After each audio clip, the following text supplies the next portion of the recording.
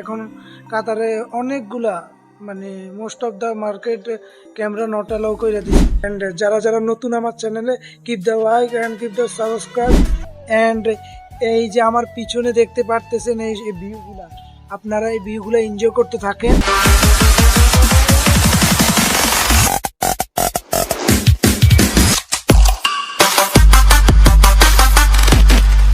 সালাম আলাইকুম গাইস, কি অবস্থা সবার, কেমন আছেন সবাই? আশা করি সবাই অনেক ভালো আছেন। এন্ড নিয়ে আসলাম আপনাদের জন্য আরো একটা brand new blog. And welcome to my YouTube channel Siam Hossain LLC। And যারা যারা নতুন আমার চ্যানেলে keep the like and keep the subscribe. And basically আজকে আমরা যাইতেছি কাতার মলক কাতা। ওইখান থেকে আমরা অনেক দিন থেকে আমি অসুস্থ ছিলাম, এই কারণে ভাবতেছি অনেক দিন থেকে যেহেতু ভিডিও দেওয়া হয় না, আজকে একটা ছোট্ট মিনি ব্লগ করি।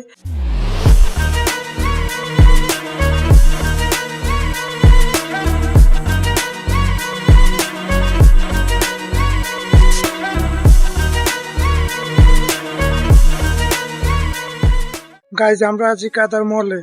দেন আমরা এখানে কপিরাইটের ইস্যু কারণে আমরা এত ভিডিও করতে পারতেছি না, দেখি সাউন্ডটা বন্ধ হয় কিনা, কারণ সাউন্ডটার কারণে কপিরাইট ইস্যু আসতে পারে। ওকে, সাথে থাকেন।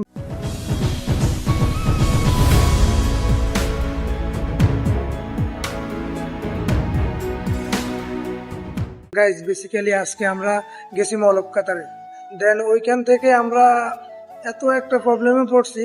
আমি গেছিলাম একটা শুজ কিনতে। দেন আমি ভাবলাম মলক কাতারে যেহেতু চাইতেছি আপনাদের সাথে পরিচয় করে দিয়ে। দেন আমি মনে করেন মলক কাতার যাওয়ার পরে দেখি এখানে এত লাউড। দেন এখান থেকে আমরা যাব বিন মাহমুদ যে আপনাদের সাথে কথা হবে। অ্যান্ড আপনাদেরকে আমরা মোশাররফের কিছু সিনেমাটিক ভিউ দেখাবো। তার আগে একটা কথা বলি, অ্যান্ড যারা যারা কাতার থেকে আমার ব্লগ দেখেন তারা অবশ্যই সাবস্ক্রাইব করবেন, অ্যান্ড লাইক কমেন্ট শেয়ার অবশ্যই করবেন। অ্যান্ড যারা যারা বাংলাদেশ থেকে আমার ব্লগ দেখেন তারা অবশ্যই সাবস্ক্রাইব করবেন, লাইক কমেন্ট শেয়ার দুটোটাই করবেন। বিন মাহমুদ যাব দোহা হাউসের সামনে, ওইটা একটা বড় টাওয়ার, যেটার কারণে বিন মাহমুদটা আলোকিত হয়ে আছে। বিন মাহমুদ শহরটাকে সবাই চিনে ওই টাওয়ারটার কারণে।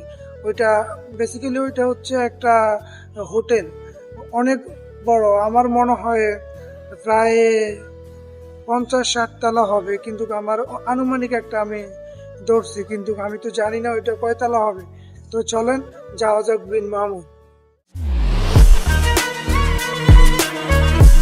সো গাইস, আমরা এখন আসছি বিন Mahmud metro station.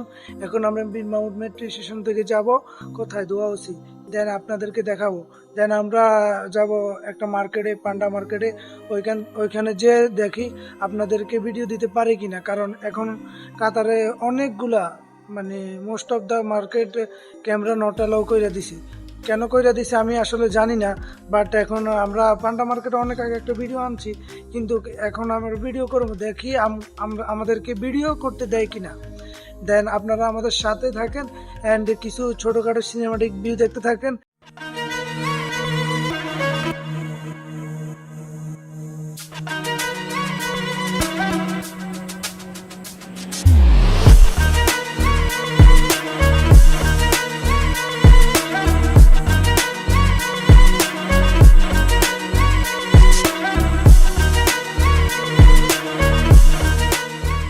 So guys, আমরা এখন আসছি দোহা হাউসে।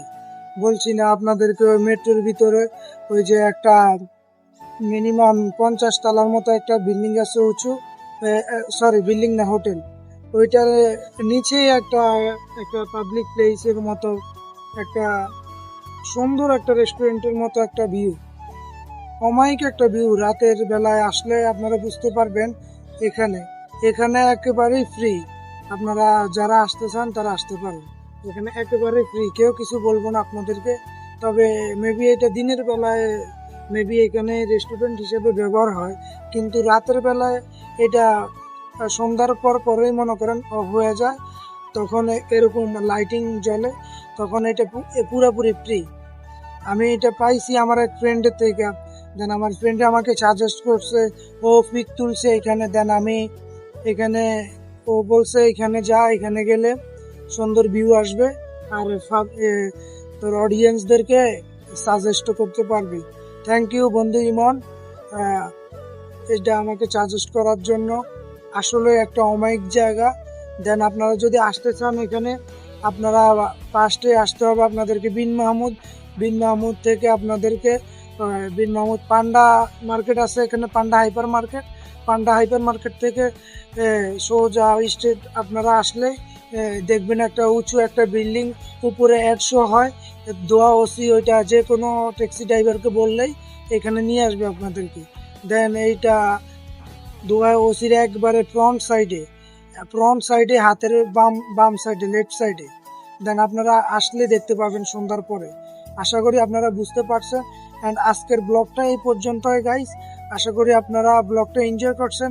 অ্যান্ড আমি খুব অসুস্থ, আমার জন্য দোয়া করবেন, এই কারণে আমি ব্লগ আনতে পারি না।